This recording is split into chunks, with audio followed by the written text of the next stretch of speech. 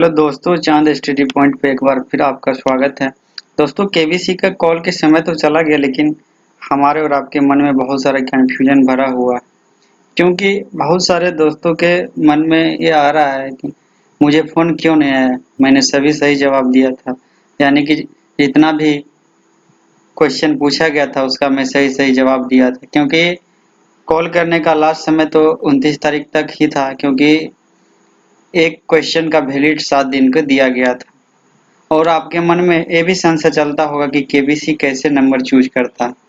तो देखिए, एक बात आपको बता देते हैं कि केबीसी में भारत में अरबों लोग मैसेज करते हैं, और मैसेज जो करता है जरूरी नहीं है कि हर नंबर का रैंडम सिलेक्शन हो जाए।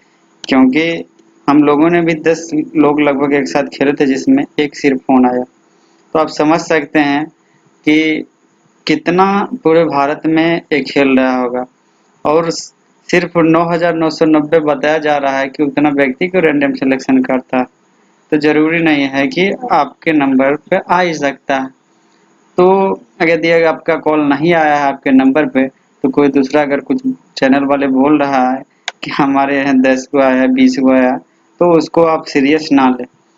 और आप कंटिन्यू ट्राई करते रहे, अगले साल भी ट्राई करते रहे कंटिन्यू। जरूरी नहीं है कि आपको कॉल नहीं लगे, क्योंकि आपको हो सकता है कि इस बार नहीं हुआ है तो अगला बार आपके लक साथ दे और आपका फोन आए और आप वहां सिलेक्शन हो जाए।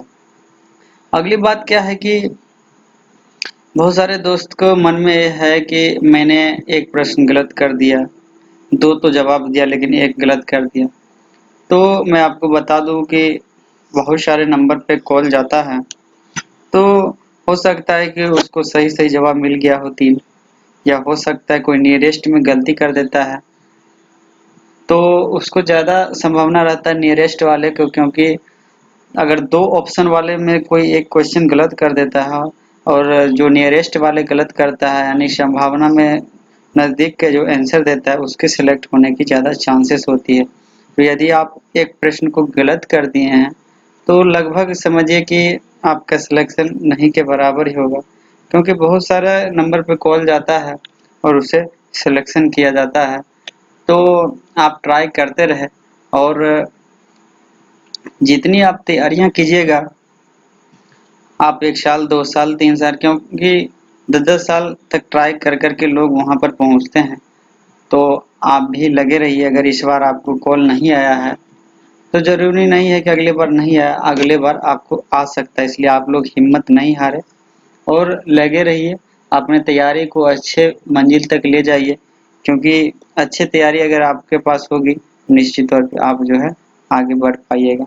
तो हमसे जितना हेल्प हो सकेगा आप कमेंट कीजिएगा, हम ज़रूर देने की कोशिश करेंगे। धन्यवाद।